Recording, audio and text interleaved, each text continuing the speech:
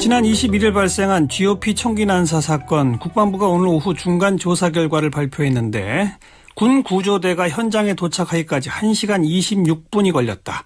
119 응급 헬기는 52분 지연됐다. 이런 사실들이 알려지면서 이른바 응급조치의 적기인 골든아워를 놓쳤다는 평가가 나옵니다. 그 아덴만 작전에서 이 총상 입은 석혜균 선장을 직접 현장까지 가서 치료했던 아주대 중증외상센터장 이국종 교수를 연결합니다. 이 교수님 나와 계시죠?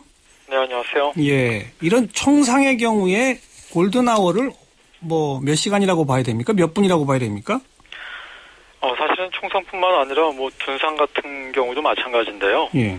어떤 사고 기전을 불문하고 사고 기전을 떠나서 중증 외상 환자인 경우에는 적어도 1시간 이내에 적절한 수적 처치가 이루어져야지 환자 생존율을 좋을 것을 기대를 할 수가 있습니다. 그러니까 적어도 1시간 내고, 그리고 사실은 지금은 골든아워라 그래서 1시간을 꼭 경계로 잡지도 않고요. 예. 플래티넘 미닛이라는 표현을 써서 1분 1초가 정말 중요하기 때문에 1분 그렇죠. 1초라도 줄이려는 노력을 하고 있습니다. 예. 그런데 이번 경우에 구조대가 사고 현장으로부터 한 3-4km 떨어진 곳에 있었다고 하는데 현장 도착까지 1시간 26분이나 걸렸다는데 이거 어떻게 생각하세요?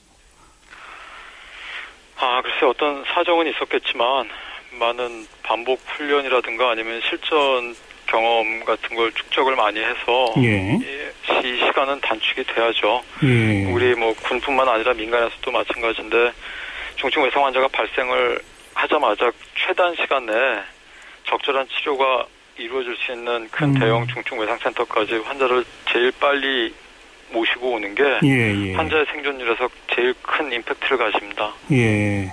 군의 설명에 따르면은 첫 번째 보고가 폭발음과 총성이 있다 이런 정도 보고만 있었기 때문에 혹시 북이 공격한 거 아니냐 해서 대북 경계하느라 시간이 많이 걸렸다라고 하는데 이거 납득이 될까요? 이 정도 갖고 설명이 될까요? 제가 정확히 군사 전문가는 아니지만 오히려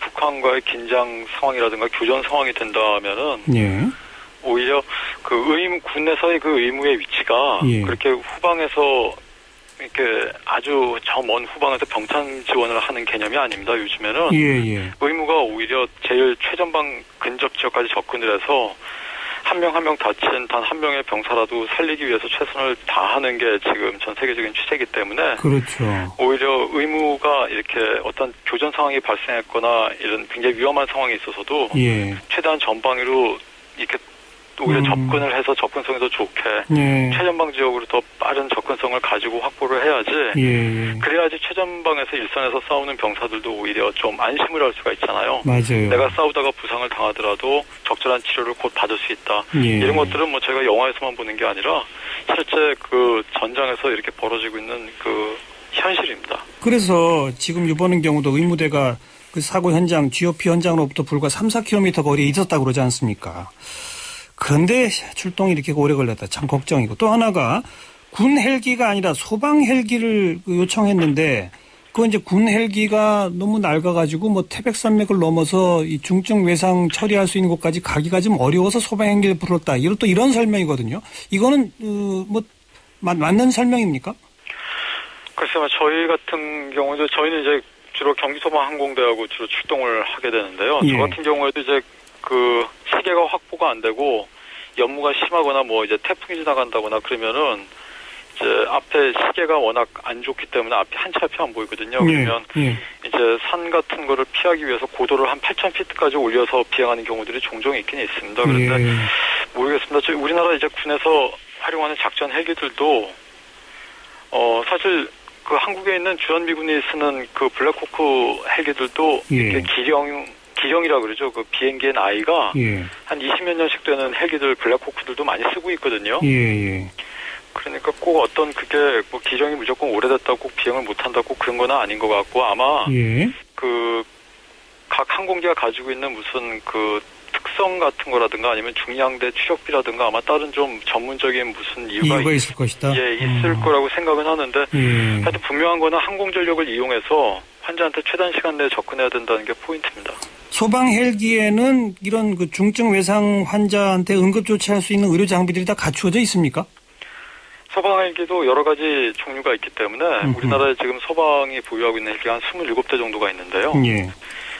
그 중에서 모든 헬기가 다 갖춰져 있는 건 아니고요. 예. 그 중에 일부는 갖춰져 있고 또 일부는 산불 진화가 이제 주목적으로 쓰이는 까모프라고 이제 옛날 헬기들이기 때문에 예, 이제 예. 그런 헬기들은 별로 적절치 않은 헬기들도 있지만, 근데 이거는 그냥 그 마인드의 차이인 것 같습니다.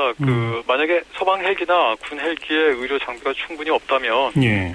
요즘엔 그 포터블 장비들이 많이 나오거든요. 들고 다니는 거, 예. 네, 저희들도 그래서 사실 포터블 장비를 많이 실제 들고 출동을 하고 있습니다. 그러니까 이제 출동팩이 좀 무거워지죠, 이제. 예. 제가 전체 들고 나가는 출동팩이 어떤 경우에는 한 18kg짜리 출동팩을 한 서너 개씩 들고 나가기 때문에 출동 패키지만 해도 좀 무겁긴 하지만 그래도 뭐 없는 것보단 나으니까 일단 항공전력이 중요하고 그리고 일단 의료 장비가 모두 갖춰져 있지 않은 헬리콥터라고 하더라도 일단 포터블 장비를 가져가면은 그 헬기를 이제 순식간에 이제 뭐 하늘에 떠 있는 응급실 수준으로 바꿀 수가 있는 거니까. 그렇죠. 예. 그러니까 소프트웨어적인 문제라고 생각을 합니다. 우리 군 의무 부대에는 그와 같은 그 포터블 장비들이 다 있겠죠? 군에도 요즘에는 이제 많이 개선이 돼서 어떤 경우에는 사실 저희 병원에서 보유하고 있는 장비보다도 더 훌륭한 장비들도 많고 군의관분들도 아주 실력 좋으신 분들 많으십니다. 예. 그런데 아무튼 뭔가 시스템의 문제 같아요. 그 서로 뭐 연락도 제대로 안 되고 헬기 같은 경우는 군 당국의 허가를 받으려고 여기저기 전화를 하는데 전화가 다 통화 중이어서 뭐 몇십 분이 흘렀다 이런 얘기들이 참 들리고 말이죠.